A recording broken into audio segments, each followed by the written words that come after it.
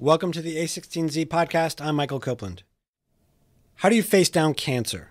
Get told you can't get life-saving organ transplants and go about getting them anyway. And in the middle of that mental and physical storm, how do you find the thing that you and only you were meant to do and start building it? One person who has the answers is Jim Gilliam, the founder of NationBuilder. And he's got the answers because that is exactly what he had to do, all of it. It's given Gilliam a clear philosophy on life and on being a leader. And what he's learned along the way, he says, is something everyone can tap into. It's that multiple step process. One, believing that there is something that you're uniquely meant to contribute, finding what that thing is, and then having the audacity to say, I'm going to do it, and the humility to know that you can't do it by yourself. We've all got that. Everybody does. Got to find it. Gilliam first told his story in a Break the Internet video, The Internet is My Religion. He's gone deeper with his recently published book of the same title. Ben Horowitz sat down with Gilliam on the occasion of his book launch to hear more about his philosophy on life, religion, leadership, and what we all can do to move this world forward. So welcome, and I'm Ben Horowitz from Andreessen Horowitz. This is Jim Gilliam. He is the author who has come to tell us about his book, and we're very excited about that. Jim's also the founder, CEO of NationBuilder. So I'm going to ask Jim a few questions. We're going to talk a little about the book, and then we'll open it up for questions from everyone. So to get started, Jim, you were raised a fundamentalist Christian. You went to Liberty University. But your family didn't start out as fundamentalists. Tell us the story of, how you got to that point, how your father kind of made that transition. What was the thing that triggered it?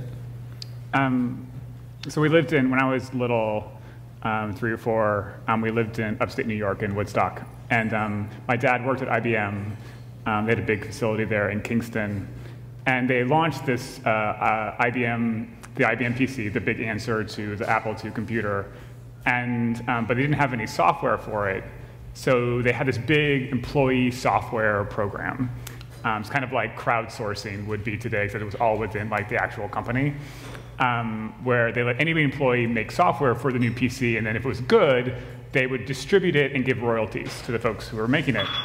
And so my dad and his buddy, they weren't going to make solitaire. They decided to make an operating system. And this is like in 1980, 81? Yeah, this is 80, 82, yeah, it started in 82. And this was crazy, the idea that you could make... writing a PC operating system just like writing a PC operating system in 1982.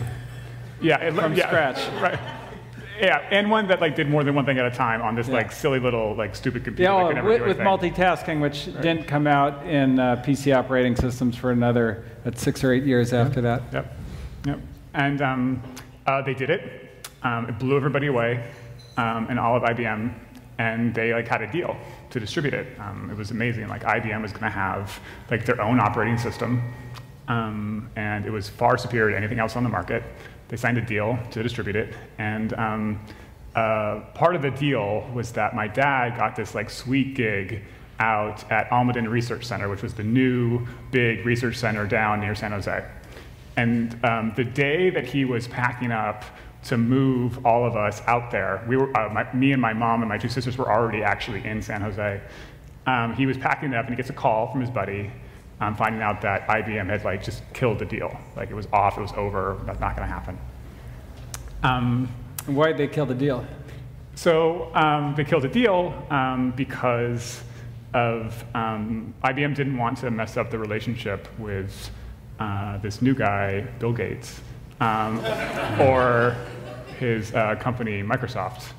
And so they gave him this, they gave him 40 grand to shut him up, and they gave him 3 years in golden handcuffs, and they sent him off to San Jose to sweet new job. And my dad was totally devastated. This was everything.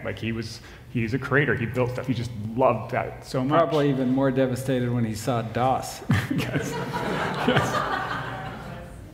Yes. I spent a lot of time sitting next to him watching him type in DIR over and over again. So we moved to San Jose, and our house happened to be right across the street from this giant megachurch. So this is the early 80s. It was the first of this kind of new form of church. There were like thousands and thousands of members. And we'd been Christians, like technically, but not really like into it. Like we didn't even go to church necessarily every Sunday up to that point. But when we came to San Jose, we started going to this church, and it just sucked us in. It was incredible. I mean, it was this whole community. There was like sports leagues for all the kids. Like my dad coached soccer and baseball, and it was a whole thing. And but they had all these small groups and Bible studies, and they had these things called shepherding groups. My dad got involved in that, but he became really radicalized by some of the pastors there. In some of the books that they read, he thought about becoming a missionary. And I believe that he was trying to fill that hole that had left in sort of wanting to believe in something so much. And he believed in IBM. It was the only company he ever wanted to work for. He like stopped going to school because like they were like, hey, come on, please work for us right now, because he was brilliant. And they ripped it all away. He lost total faith in that, and he threw it into Jesus. And that's how we became Christian fundamentalists. Pretty good story. This is why you need to read the book. Like, it's just story after story that good. So you were raised fundamentalist Christian, but then at some point you lost your faith. Tell us about that. Yeah, so growing up, obviously there was all this, a lot of Jesus. We were bros. But the internet, like the online and all of that stuff was happening as well. This is sort of before the internet was really a thing. There's like BBSs, and all the old school people here will know what I'm talking about. Trade wars, that was my thing. So there's these like two kind of like almost opposing forces going on for my attention and my passions and whatnot. But as I grew up, I sort of went to college, went to Liberty University, and then I got cancer. Liberty is Jerry Falwell's university. It's the opposite of Liberty. Yeah. There are an immense number of rules. Like literally Google the Liberty Way, and you will see all the different rules. Like there's about like the lengths of skirts and like the whole thing. But I got cancer, and that just really jolted me, as you can imagine. But even more so, my mom got cancer too, at the same time. 2 weeks after I was diagnosed, we were actually in the same hospital. I was like, Mom, there's a clinic downstairs, go and check it out, get checked out. And she died 5 months later, and I survived. And as you can imagine, that's a big thing. Had a lot of survivor's guilt, trying to understand why did God save me and not her? She's such an amazing person. So that was like the first shot. I stopped going to church. I was really disillusioned with all of it. But if you had asked me, in fact, if people who did asked me at the time, like, so do you still believe in God? And I'd be, absolutely, he's just an asshole.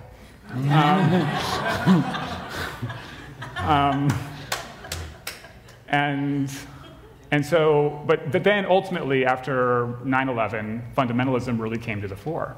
Again, it was a big deal.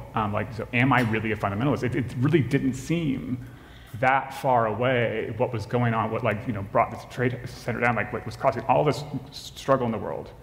If I had been born in Pakistan or Saudi Arabia, would that have been me? I was like, whoa. And so I started to Google.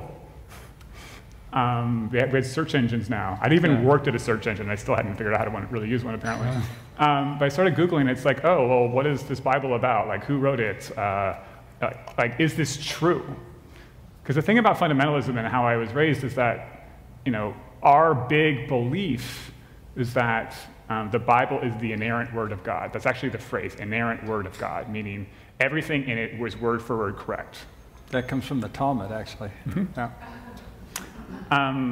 And so if it wasn't like word for word accurate, then that was completely devastating sort of the foundation of my belief system. And you can figure out that it's not word for word correct in about 45 seconds on the internet these days. Now, when I was a kid, you couldn't, right? But you can now. And this is fundamentalism, right? There's plenty of Christians, in fact, the vast majority of Christians, who would not at all argue that the Bible is the inerrant word of God, and it's much more rational and understandable outside of that. But for me, that's what it was. And so I just lost my faith. I was like, this isn't true. Like truth mattered a lot to me. Is this sort of factually true? And it wasn't. I'm like, this is crazy. I can't believe this. And I became an atheist. This was, shortly after 9/11. Yeah. So it's amazing because you're running an almost parallel, inverse life to your father, where he put everything he had into his work, and then lost his faith in that and gained faith through religion. And you had all your faith in religion and lost that. So how did you get your faith back? I worked really hard.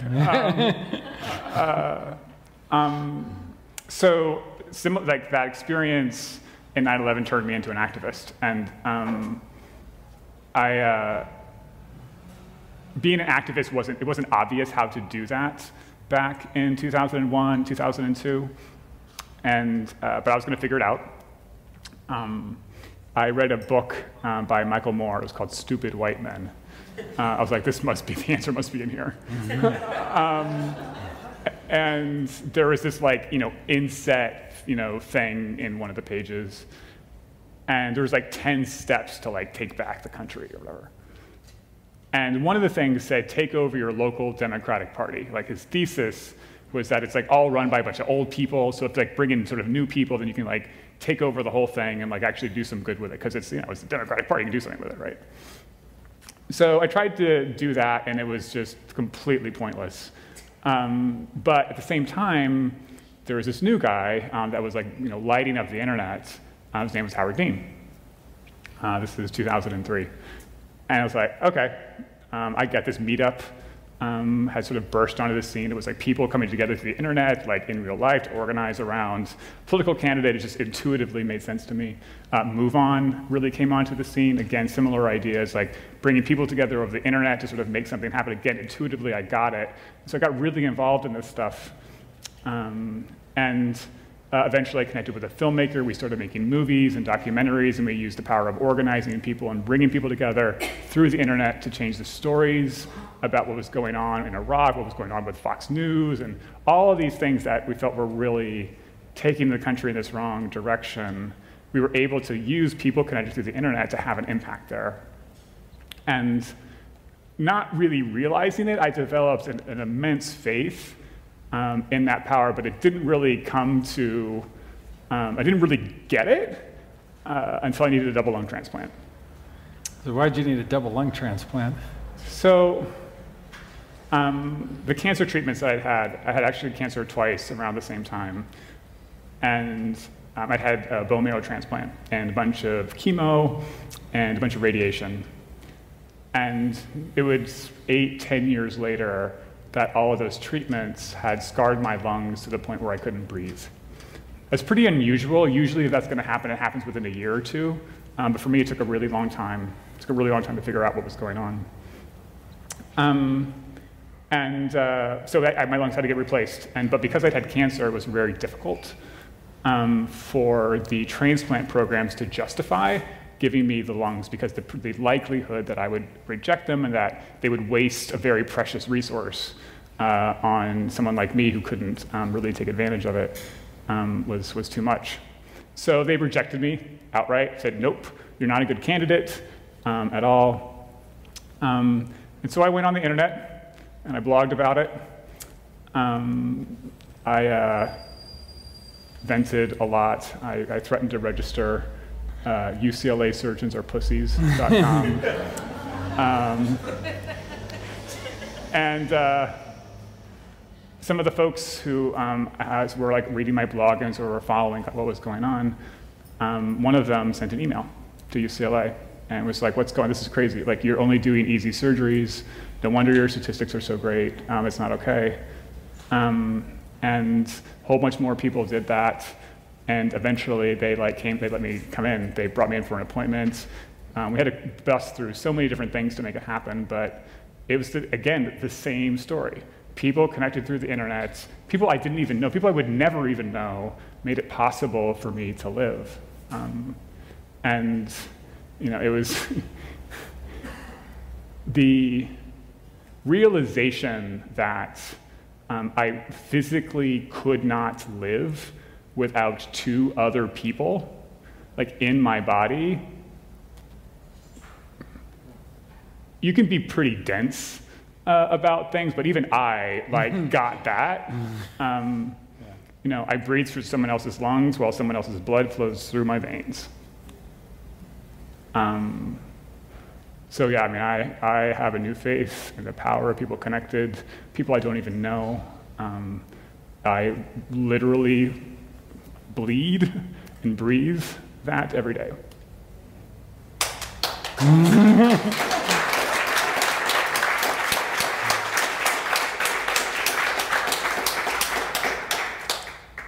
And kind of out of your faith has come a life philosophy, if you will, about human potential and leadership and so forth. And can you kind of tell us a bit about that and how you think about the world these days? And not only your own life and how others might think about theirs? I am, because of this great gift, I felt this immense responsibility to give back. It was like this debt that I had to repay. And it's crazy, there's no way you can repay a debt like that. I knew it, but I was still gonna try. And so it's like, okay, well, what is the thing that I can uniquely contribute? Like, what is it that no one else can do that I can do? That can make it maybe a little bit worthwhile, all of this immense grace that I have experienced. And so I like to build things. Ultimately, this is what became NationBuilder. But I believe that similarly, everybody has something that they are uniquely meant to contribute.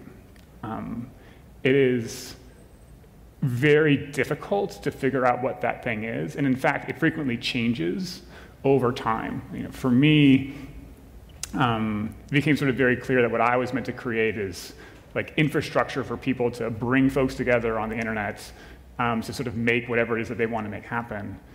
But that thing, that once you figure out what that thing is that you actually want to do, that not even want to do, that you have to do because no one else could, almost all the time, you cannot do that by yourself.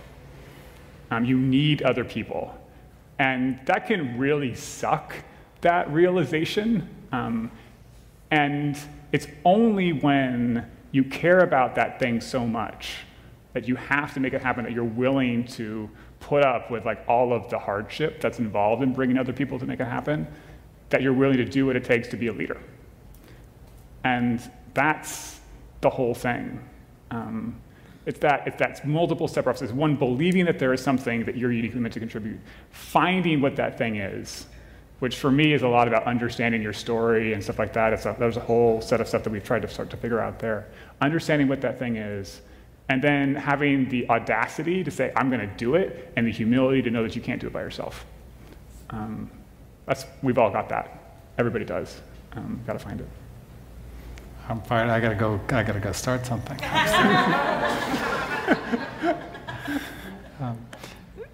So kind of one last question. So then when you take that mission, how did that translate into 3DNA Corp or NationBuilder? And why NationBuilder? And what's the mission of the company, and what are you trying to do there? So 3DNA Corp, as you can imagine, when I was waiting for the transplant, I had this realization that there was going to be 3 different DNAs in my body. And I was like, this is amazing. If I live, I'm going to start a company called 3DNA. I have no idea what it's going to do. And that was the thing that kept me going, was that I'm going to get better so that I can build something again.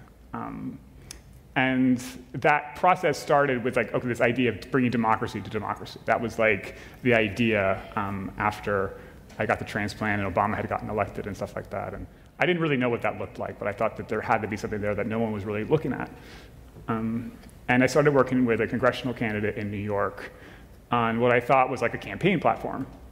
You know, it'd be like social media, volunteers, and things like that. And as I was working with her, I realized that the problems that I was solving here were just like the problems that had to being an activist and organizing people around the movies, just like the problems that we'd had in like organizing people to help me get the lungs. It's leaders bringing together this loosely knit group of people to just make something happen. And that's called leadership. It's existed for a really long time. And there is just this immense opportunity for people to do that now. In fact, there's a study done a few years ago by Pew. And they went and they identified 27 different types of groups, everything from like political parties and unions to like fantasy sports leagues. And they went and they asked them a bunch of different questions. Right? One of the questions was, why do you leave a group? And the number one reason by far, 54% of people said the reason they leave a group is because of a lack of leadership. So what I believe is happening is that the internet is connecting everybody at a scale that's unimaginable. We all know that, right? And if you think about it, right, every highly successful technology has fundamentally been about connecting people. Cars, planes, television, the telephone, the wheel. Internet's just a crazy version of this. So all these people are coming, they're connected together. But then because of a lack of leadership, all of that potential is just getting squandered. So if we can connect that thing that each of us is uniquely meant to contribute in the world, that thing that is in us, if we can find that, and we can connect it with all the people that genuinely want to come together to build communities and sort of be connected with each other, to like tap into that and become leaders of that to sort of actually then make that happen. I mean, talk about a wealth explosion. I mean, it's like even just 1% more of that, 2% more of that would just be like world changing. And so that's the vision behind NationBuilder. We're in the trenches, like building that infrastructure for when there's something you care about so much that you're willing to like become a leader. You're willing to sort of do what all of that takes. Like, it's not easy, but the technology is possible now. We've got it all in one system. We can like do all the different things to kind of help you keep track of all of it and help lead people to making things happen, all those things. But it still requires you to really want it and be willing to make all those sacrifices, something that Ben talks about all the time, particularly with me. So, yeah. Yeah, you have to make yourself uncomfortable all the time. Yeah. Okay, well, thank you, Jim. That was pretty awesome stories, yeah.